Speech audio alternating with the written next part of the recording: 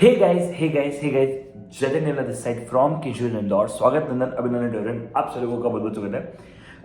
Because मैं हर बार जो है डालता हूँ एक वीडियो जिसके अंदर मैं बताता हूँ कि भैया जी क्या होने वाला है पेपर प्रोटेक्शन, और हर बार वीडियो सही जाती है। पिछले 4 टाइम से मैं डाल रहा हूँ और हर बार 10-12 व्यूज उसके ऊपर आ जाते हैं कुछ घंटों के अंदर ही, क्योंकि मैं हमेशा रात को डालता हूँ। लेकिन इस बार भी सेम चीज हुई। बहुत सारे बच्चों ने कमेंट किया कि सर आप पेपर प्रोटेक्शन डालो, आप पेपर प्रोटेक्शन डालो, क्योंकि पेपर प्रोटेक्शन के नाम पर यार अपन टाइम पास नहीं करते, अपन एकदम कड़क बात करते हैं। ठीक है, तो यार मैं चाहूंगा कि प्लीज इस वीडियो को एंड तक देखना। आधे में अगर स्किप कर दी तो भैया फिर मैं रिस्पॉन्सिबिलिटी नहीं ले रहा हूँ किसी भी कमिटमेंट की। ठीक है, बाकी मैं पूरी कोशिश करूंगा इस बार का मेरा पेपर प्रोटेक्शन कैसा आने वाला है, पेपर कैसा आएगा, डिफिकल्ट आएगा, इजी आएगा, सब बताता हूँ। चलो भाई शुरू करते हैं बातों को, मुलाकात को, जज्बातों को। अब ध्यान से सुनना। देखो यार, आज तक ना हमेशा पेपर का साइकिल क्या था? पेपर का साइकिल था मई और जनवरी, सॉरी मई और दिसंबर, करेक्ट? यस, मतलब जून और दिसंबर टेक्निकली। तो सर जून और दिसंबर में पेपर होता था, हाँ सर। अब ये हमेशा देखा गया था कि दिसंबर वाला जो पेपर था that was comparatively easy for mathematics, and June वाला जो पेपर था वो कंपैरेटिवली डिफिकल्ट था। ठीक है सर, ऐसा क्यों होता था? और इजी और डिफिकल्ट का मतलब क्या है? दिसंबर इसलिए इजी माना जाता था क्योंकि दिसंबर के पेपर में ना डायरेक्ट क्वेश्चन ज्यादा आते थे, पेपर लेंथी नहीं होता था, पेपर ट्रिकी होता था लेकिन कम होता था। लेकिन जून वाला पेपर बेसिक ट्रिकी ज्यादा होता था कि बेसिक से क्वेश्चन आ जाएंगे, थोड़े लंबे लंबे क्वेश्चन आ जाएंगे, कई प्रकार के आपको क्वेश्चन जो है जून वाले अटेम्प्ट में देखने को मिलते थे। ठीक है, this was the paper pattern so far. लेकिन अब मैं बात कर रहा हूं सितंबर 24 टाइम की। देखो यार, इस बात को समझना पड़ेगा कि ये फर्स्ट टाइम ऐसा पेपर बन रहा है, मतलब सितंबर 24 में आज तक कोई पेपर ही नहीं आया। मतलब ये एक शुरुआत है नए पैटर्न की, नए अटेम्प्ट की। अब ऐसे में हर किसी को लगता है कि यार नया पैटर्न आ रहा है, पहली बार पेपर हो रहा है तो इजी होगा। इतिहास गवाह है, चाहे वो मई 2018 हो या उससे पहले का कभी भी कोई अटेम्प्ट हो या नए कोर्स की स्टार्टिंग हो, जब भी ऐसा कुछ हुआ है हमेशा आईसीएआई ने पेपर बहुत इजी नहीं दिया है। एंड मेरे हिसाब से अकाउंट्स और लॉ का पेपर भी मैक्सिमम लोगों को लेंथी और डिफिकल्ट लगा है। तो यार इसका मतलब ये है कि there is a high high high possibility कि पेपर जो है थोड़ा सा ज्यादा ट्रिकी लेवल पे आ जाए। अब मेरी बात को 2 मिनट ध्यान से सुनना, ठीक है? There is a high possibility कि सर पेपर जो है थोड़ा सा ट्रिकी हो जाएगा। सर ट्रिकी हो जाएगा, लेंथी हो जाएगा, इससे आपका मतलब क्या है? देखो, ट्रिकी होगा या लेंथी होगा से मतलब ये कि पेपर ना बहुत बड़ा हो जाता है। ठीक है, बेसिक्स वाले क्वेश्चन ज्यादा हो जाते हैं, कैलकुलेटर की ट्रिक्स काम तो करती है, लेकिन मान लो 100 क्वेश्चन है तो 60-70 पे काम करेगी, 30-40 पे नहीं करेगी। लेकिन उन 30-40 क्वेश्चन को इस तरीके से प्लेस किया जाता है, उन 30-40 क्वेश्चन को इस तरीके से रखा जाता है कि वो डरा देते हैं। You just had a fear for it, करे भाई साहब क्या पेपर आया है ना, तो ना आपके अंदर ना मन में वो भय रह जाता है कि यार ये पेपर बहुत डिफिकल्ट है। ठीक है, तो यार देखो, मेरा ऐसा मानना है that paper is not going to be easy, paper is definitely going to be some level hard, और आई शुड अदर से some level I can say ना यार कि तोड़फोड़ मचा सकता है पेपर। यार मैं मजाक नहीं कर रहा, मुझे भी ये कहते हुए थोड़ा अच्छा नहीं लग रहा है कि यार पेपर तोड़फोड़ मचा सकता है, बट ये सच है, पेपर तोड़फोड़ मचा सकता है और आपको इस तोड़फोड़ के लिए रेडी रहना पड़ेगा। ठीक है, लेकिन अब तोड़फोड़ मचा दिया तो क्या होगा? क्या होता है तोड़फोड़ का एग्जैक्टली मतलब? देखो एक बात बता रहा हूं, 100 क्वेश्चन है ना, ये जिंदगी में कभी नहीं हो सकता कि 100 में से 60 क्वेश्चन डिफिकल्ट आ जाए। नहीं, 100 में से 30 क्वेश्चन भारी बन सकते हैं, मैक्सिमम टू मैक्सिमम 40 क्वेश्चन भारी बन सकते हैं। 40 से ज्यादा क्वेश्चन कभी भारी बन ही नहीं सकते। अरे वाह यार सर, फिर तो हम बढ़िया है, हम तो स्टार्ट कर लेंगे।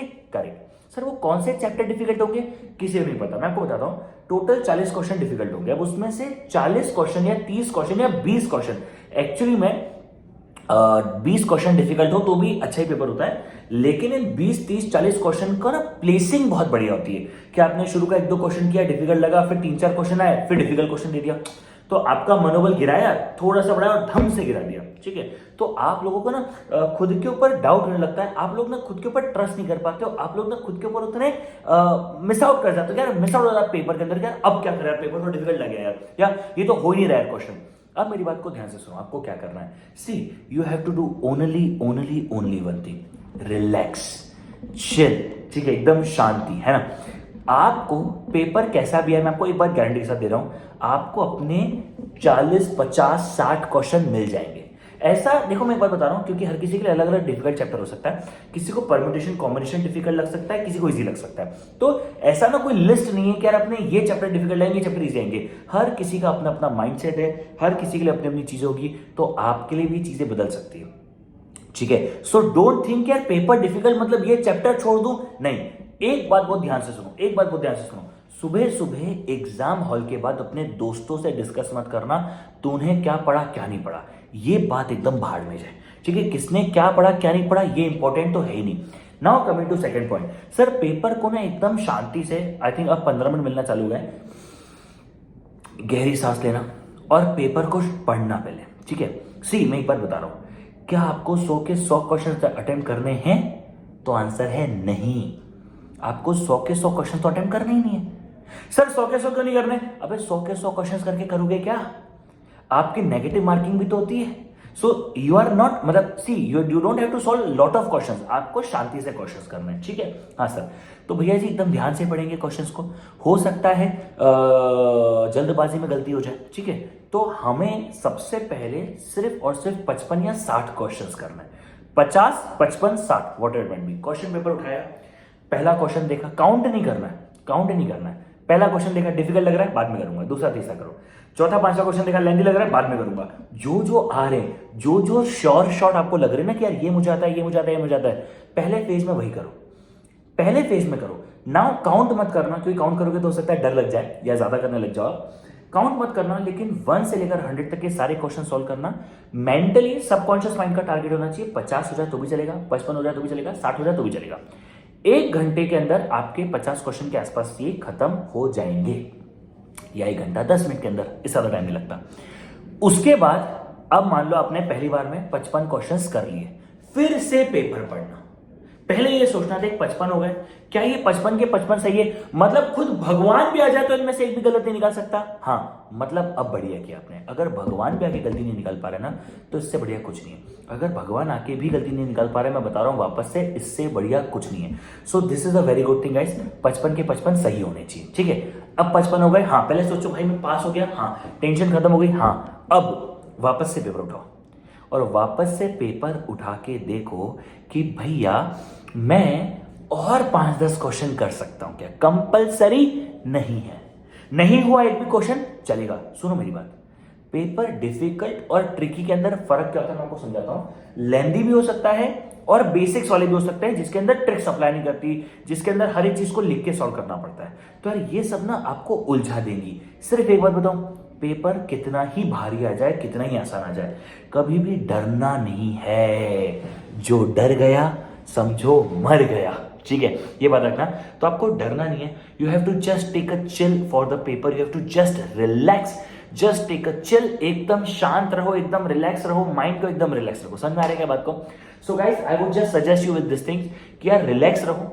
पेपर हो सकता है, मेरा ऐसा मानना है कि there is a high possibility कि पेपर को थोड़ा सा लेवल हाई आ सकता है, एंड अगर नहीं आए तो बहुत अच्छी बात है, लेकिन there is a high possibility. ठीक है, क्योंकि मेरा आज तक का प्रेडिक्शन गलत नहीं हुआ है, तो मैं इसलिए आपको इस बार बता रहा हूं। और सिर्फ अच्छे से पेपर करना है। क्वेश्चन रीडिंग के ऊपर सबसे ज्यादा ध्यान देना है। बहुत सारा बच्चा ना क्वेश्चन रीडिंग अच्छे से नहीं करता है, उसको लगता है क्वेश्चन रीडिंग तो क्या ही होती है यार, कर लूंगा। अबे नहीं, तेरे को अच्छे से करनी पड़ेगी क्वेश्चन रीडिंग को। क्वेश्चन रीडिंग प्रॉपर होनी चाहिए। आधे लोग पता है ऑप्शन को ध्यान से नहीं पढ़ते। मैं आपको बताता हूं, अब मैं आपको एक और गलती बता रहा हूं। ठीक है, पेपर में और क्या गलती होती है, पैनिक हो जाते तो अपन। आपने सॉल्व किया, आंसर आ रहा है 8281, ऑप्शन है 8218, 8821, ऐसे ऐसे ऑप्शन होंगे, आप कंफ्यूज हो जाओगे।